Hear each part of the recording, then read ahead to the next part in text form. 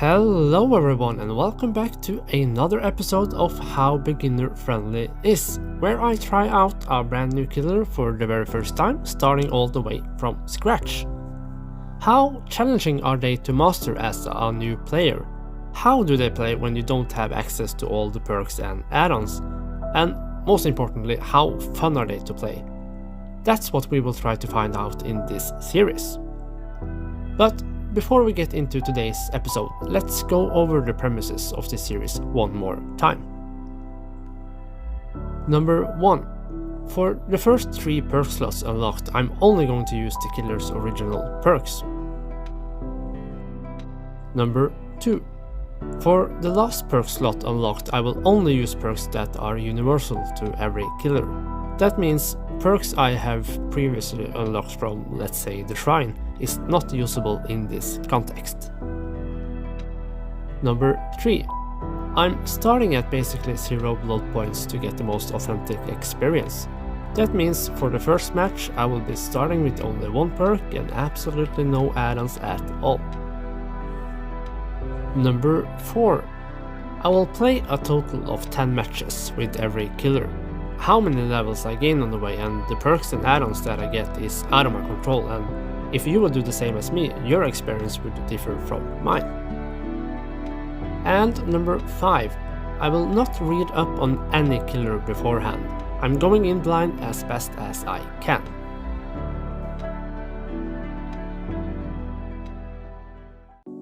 So today we are taking a look at the Hag. Now, Hag is actually a killer I have met probably just 4 or 5 times since I started playing this game, so she doesn't seem to be a popular killer to play, even though of what I've heard she is supposed to be one of the best killers in the game. So why are so few people playing her? Well, maybe we'll find out when I try this killer out all the way from scratch. Now, as for her perks goes, I will admit I have definitely heard of them before. As I understand, they are really good and are used for a lot of different builds on many different killers. Exactly how they work though, I have no idea about. So her first perk is called Hex Devour Hope, and yeah, that's pretty much what it actually does to survivors. For every time you are at a certain distance from a hook when a survivor is unhooked, you gain a token. At 2 tokens you get a temporary speed buff when you hook a survivor. At 3 tokens all survivors are exposed until the hex is broken. Now that is really nasty. And at 5 tokens you can basically kill any survivor just like that. So this is truly a terrifying hex totem if left alone, and will sure make the survivors sweat. Her second perk is called Hex Ruin. This hex totem regresses any generator that has been worked on but are not currently being worked on by survivors. This creates a really big pressure on the survivors, as if they have started on a gen, they kind of have to finish it or just have wasted much precious time if they have to leave it. I hate this perk as a survivor, but I think I will actually love this perk as a killer. Her last perk is called Hex the Third Seal, and what this does is the last 2 survivors you hit with your basic attack will suffer from the blindness status effect. So comparing this to the other 2 Hex perks, I kind of find this a bit lackluster. Now let's take a look at her power, and wow! Damn! That was a short explanation. Coming from the Doctor and Trickster with the super long, elaborate explanations of their powers, this was a breath of fresh air. It's super simple. You have 10 traps in your disposal. You set the traps down where you want, and if the survivors step on them, you can teleport to that location, if you are within a certain range of the trap. Now, this will be interesting to try out, though I do have a lot of questions though, but those would get answered throughout the evening. And before we head into our first match, let's make this Hag look good. Because, as I always say, I'm probably gonna suck, but I will look good doing so. And with that done, let's head into our first match of the evening. The first match took place in Autohaven Wreckers. This match, as every other first match with any new killer, was just to test out the killer's powers. And as a first impression, it was different than I thought. Setting down traps are easy, but I felt like I was too slow reacting to the triggers and rarely got a hit in when I teleported. All in all, I got a few hits in, but no kills, as expected. It was a nice first match though I ended the match with more questions than I had when I started it. I got a few add-ons and they seemed pretty easy to understand. With numbers that are easy to relate to, it was quite nice and easy to pick exactly the add-ons that I wanted to use. And for the next match, well, I usually spend the first matches trying to learn how to play the killer, but, well, this next match, I'll just show you a quick recap of how that match went.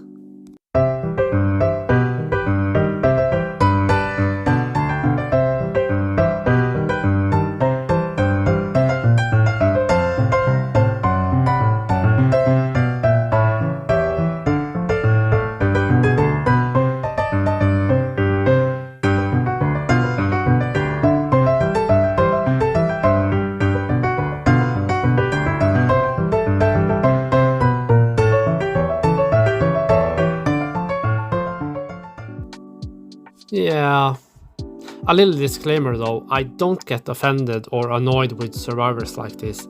I don't play this game to win per se, so I don't mind.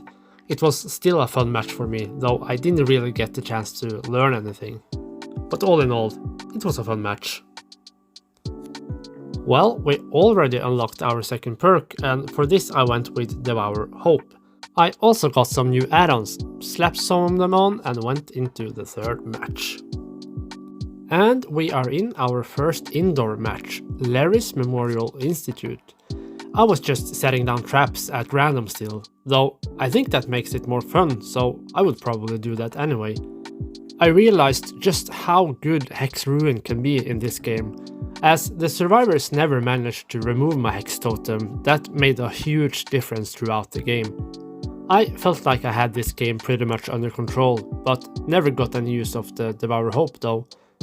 I didn't actually realize that you had to be at a certain distance from the hook to have it triggered yet. In the end though, it could have been a 4K, but this survivor gave me a pretty shiny medkit, so I just had to let him live.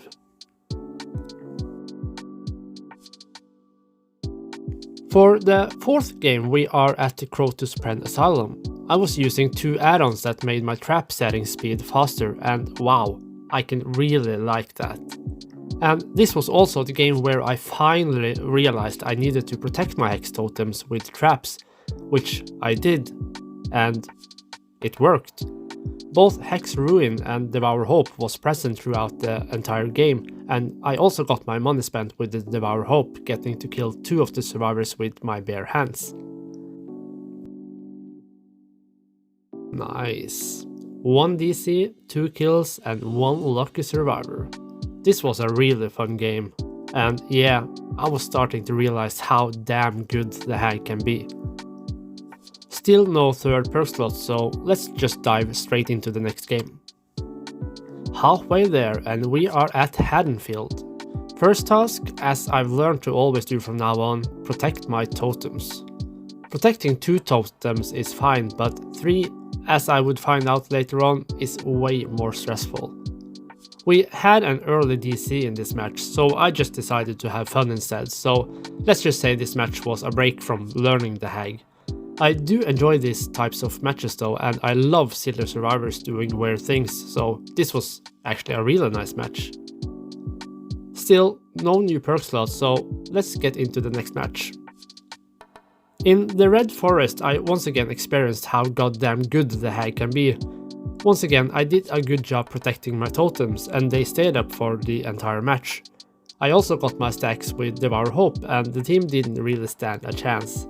It ended up being a 4K, and wow, the hag can be brutal to be up against. And now we have 3 perk slots open, and that also means 3 hexes.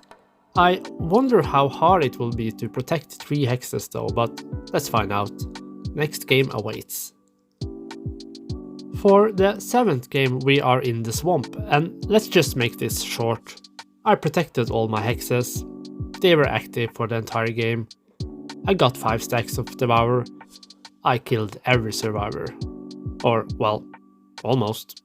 Lucky Claudette. Still, no lost perk slots, so let's just head straight into the grave of Glenvale.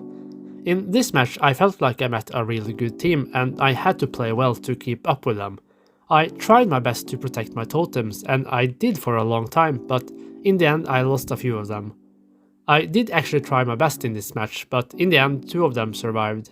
I have to say though, I do start to realize what is the challenging part about playing the Hag. At times it can be really chaotic. There can be multiple traps being triggered while you are chasing someone while trying to protect your hexes. Which trap got triggered and where will you teleport is not always easy to be in control over, but all in all, this was a really good match. I finally unlocked my last perk slot and I went with Bitter Murmur on this one. Not sure why though, but I didn't really have much else to choose from, so into the next match we go. And we are back at Autohaven Wreckers. This time I immediately realized how unlucky one can be with the totems. All the totems spawned on the other side of the map and I lost 2 of them very quickly. Ouch. I was way behind for the most part of this match and the gens was just flying. But I got the survivors to 3-gen themselves in a really bad spot and from that point I kind of had the match won already. And it ended up being a 4k. 3-genning against a Hag is really bad. And for the last game we ended up in the Red Forest again. Once again I was unlucky with the totem placement, but I managed to protect them anyway. This was a really fun match and it is challenging to play the Hag in such a big map. But once again, and I have to say, god damn, Hag is a good killer. I protected my totems, set up traps in just the most random places, and that earned me another 4k. And with that, we are done with the final match. So, with the last match done, let's wrap up this video and come up with a verdict. So, after playing 10 matches with the Hag, I can honestly say, damn, she is fluffing good. The traps are a great way of both traversing parts of the map, as well as being used as some sort of surveillance and protection of the totems. I also need to take into consideration that not even once during these 10 matches did I ever put down a trap next to a hooked survivor. In my personal opinion, I would consider this a form of camping, and I never do that. But even with not using traps at hooks, I still found it somewhat doable to get a 4k in most matches. But the question is though, how beginner friendly is the Hag? Well, my verdict for how beginner friendly she is, I would give her a 4 out of 10. I would almost give her a 3 out of 10, and I'm going to tell you why. Yes, she is extremely good as a killer herself, with amazing starter perks and a power that is easy to understand. She also have easy and understandable add-ons to use, to which you can tweak your playstyle to however you prefer. But, and there is a big but. If this was your first killer, you would most definitely be overwhelmed. The chaos that can emerge on the battlefield, it's easy to lose track, and often you need to do split-second decisions. Multiple traps can get triggered, you don't always know where you will teleport, and when chasing a survivor it can be hard to always make the right decisions. So for a new player I would say this killer would be really hard to play well. And that is it for this time. Thank you so much for watching, and I'll see you next time with another killer. Whoop whoop!